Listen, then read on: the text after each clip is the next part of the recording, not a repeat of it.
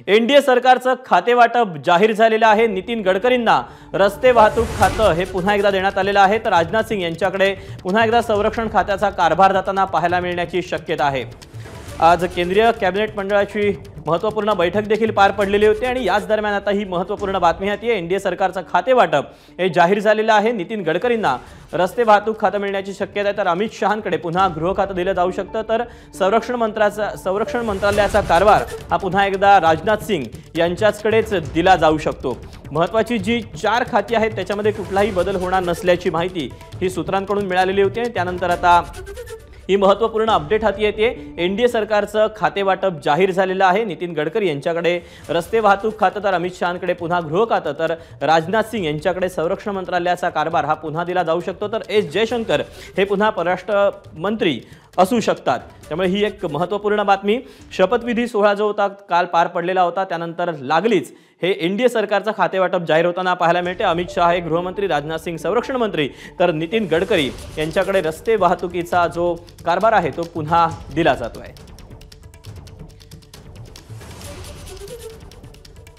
NDA सरकार हे केंद्रामध्ये आलेलं आहे आणि त्यानंतर आता पुन्हा खातेवाटप जाहीर होताना पाहायला मिळतंय आणि महत्त्वाची जी 4 खाती आहेत त्याच्यामध्ये कुठलाही बदल होणार नसल्याची बातमी आलेली होती आणि त्यानुसार पुन्हा एकदा अमित शहा हे गृहमंत्री असतील, तर राजनाथ सिंग हे संरक्षण मंत्री असतील, तर नितीन गडकरी यांच्याकडे रस्ते वाहतूक खातं हे पुन्हा दिलं जाऊ शकतं। तर एस जयशंकर यांच्याकडे परराष्ट्र मंत्रालयाचा कारभार हा पुन्हा दिला जाऊ शकतो। कुणाला कोणतं खातं? तर राजनाथ सिंग संरक्षण मंत्री भाजपचे, अमित शहा गृहमंत्री, एस जयशंकर परराष्ट्र मंत्री, नितीन गडकरी यांच्याकडे रस्ते वाहतुकीचा कारभार, तर अश्विनी वैष्णव यांच्याकडे पुन्हा एकदा रेल्वे मंत्रालयाचा कारभार दिला जाऊ शकतो। सगळ्यांना उत्सुकता लागलेली आहे की एनडीए सरकार स्थापन झालेलं आहे। या नवनिर्वाचित मंत्रिमंडळामध्ये कुणाला कुठल्या खात्याचा कारभार दिला जातो। मंत्र्यांनी शपथ घेतलेली आहे आणि त्यानंतर आता पुन्हा जी महत्त्वाची 4 ते 5 खाती असणार आहेत ती भाजप आपल्याकडेच ठेवणार आहे। अधिकचे अपडेट जाणून घ्या। सोमेश कोलगे आपल्या सोबत आहे। सोमेश, एनडीए सरकारचं खातेवाटप जाहीर होतंय। महत्त्वाची जी खाती आहेत त्यामध्ये कुठलाही बदल होताना पाहायला मिळत नाहीये। कुणाला कुठली खाती दिली जात आहेत, काय अधिकचे अपडेट मिळत आहेत? नक्कीच आपण यापूर्वी जशी एबीपी माझावर बातमी दिली होती आणि त्यानुसार आता जे नव्याने खातेवाटप जाहीर होते त्यामध्ये आपण पाहू शकतो की भाजपने जी 4 महत्त्वाची खाती आहेत ती स्वतःकडेच ठेवलेली आहेत। दुसरी जी इतर खाती आहेत ती मित्र पक्षांमध्ये त्याचं वाटप केलं जाणार आहे। आता या सगळ्या खात्यांमध्ये नितीन गडकरींना केंद्रीय परिवहन मंत्री, ट्रान्सपोर्ट मिनिस्टर हे पद मिळेल अशी माहिती मिळते। त्यासोबत जेडीयूला रेल्वे मंत्रालय दिलं जाऊ शकतं। शिवराज सिंग चौहान यांना आता ॲग्रिकल्चर मिनिस्ट्री मिळेल। जी सुरुवातीला चर्चा होती की एकंदरीत शक्यता आहे ती म्हणजे कदाचित जर खातेवाटप बदललं गेलं तर त्यामध्ये जी केंद्रीय गृह मंत्रालय आहे ते सुद्धा बदललं जाईल। तर त्या सगळ्या दृष्टीने देखील आता काही चर्चा सुरू आहे।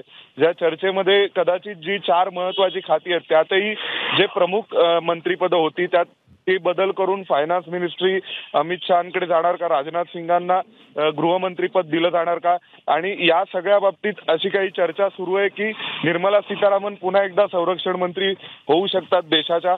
तर अशी एक चर्चा या संपूर्ण वर्तुळामध्ये सुरू आहे। आता सध्या खातेवाटप जाहीर होते। पंतप्रधान नरेंद्र मोदी हे याबाबतचा निर्णय करून तो सगळ्या मंत्र्यांना सांगणार आहे। सगळ्या मंत्र्यांकडूनही आपण माहिती घेतली तर अगदी फक्त केंद्रीय मंत्री नितीन गडकरी यांना परिवहन मंत्रालय मिळेल, तर दुसऱ्या बाजूला अशी माहिती मिळते दुसऱ्या बाजूला इतर मंत्र्यांना कोणती मंत्रालय मिळणार याबाबतची कोणती माहिती अजूनपर्यंत त्यांनाही देण्यात आलेली नाहीये। सोमेश, जर आपण बघितलं की मंत्री असतील किंवा स्वाभाविक उमेदवारी देण्याबद्दल सुद्धा असेल तर भाजप कायम एक प्रादेशिक समतोल देखील राखतं, तर असाच कुठेतरी समतोल या मंत्रिमंडळामध्ये देखील आपल्याला पाहायला मिळू शकतो? हो, नक्कीच या सगळ्या दृष्टीने जो समतोल म्हणजे एकंदरीत आपण पाहिलं तर जयशंकर यांना विदेश मंत्रालय पुन्हा एकदा मिळालेले, राजनाथ सिंग हे संरक्षण मंत्री आहेत आणि अमित शहा यांना गृह मंत्रालय पुन्हा एकदा मिळालंय। जी मध्ये चर्चा होती की अमित शहांचं गृह मंत्रालय बदलून त्याऐवजी राजनाथ सिंगांना पुन्हा गृह मंत्रालय दिलं जाणार का, तर तसं नाहीये।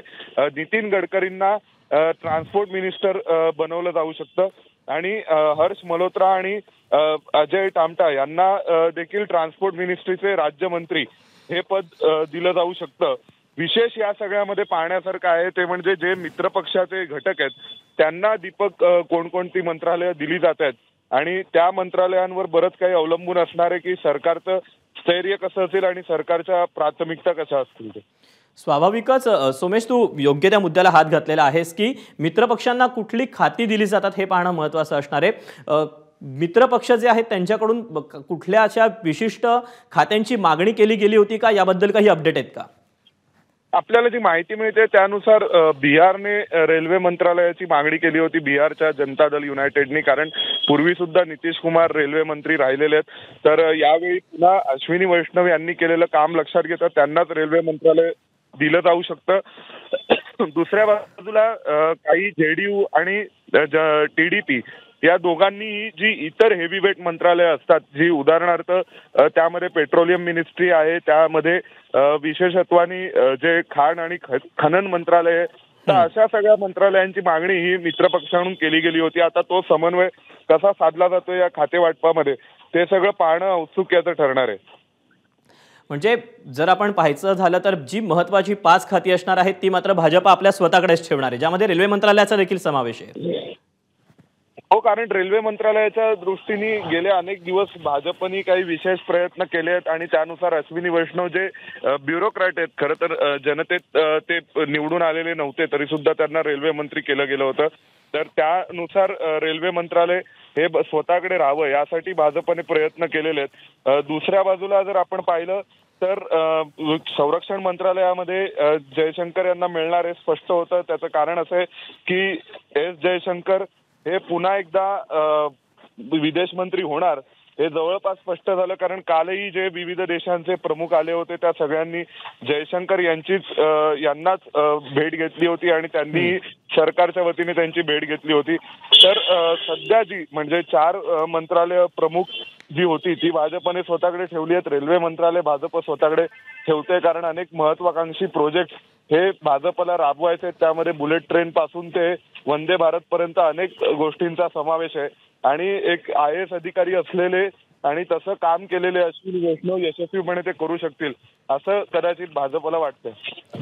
सोमेश, अधिकृतपणे एनडीए सरकारचं जे खाते वाटप आहे त्याबद्दलची घोषणा कधीपर्यंत होऊ शकते, जी आता आपल्याला माहिती मिळते ती सूत्रांकडून मिळते?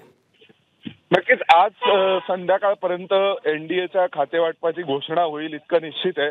आज पहिली कॅबिनेट बैठकही झालेली आहे पंतप्रधान मोदींच्या नेतृत्वाखाली आणि आजच्या आजच या सगळ्याबाबतचे निर्णय होतील हे जवळपास स्पष्ट आहे. आता त्या सगळ्यात जो एनडीए सोबतचा सत्ता समतोल आहे तो राखण्याचं एक आव्हान हे या सगळ्यांसमोर आहे. परंतु जी माहिती आपल्याला मिळते त्यानुसार मोदी त्यांच्या प्राथमिकतेनुसार आणि त्यांच्या स्वतःच्या वैयक्तिक इच्छेनुसारच हे खातेवाटप करणार आहेत. यामध्ये फार बार्गेनिंग करण्यासाठी काही स्कोप हा एनडीएतील इतर घटक पक्षांना ठेवलेला नाही असं कळतंय. म्हणजे अगदी जेडीयू किंवा टीडीपीनी सुद्धा काही विशेष आग्रह विशिष्ट एखाद्या खात्यासाठी किंवा एखाद्या पोर्टफोलिओसाठी केलेला नाहीये. त्यामुळे मोदींच्या मनातील हे मंत्रिमंडळ असेल इतकं नक्की.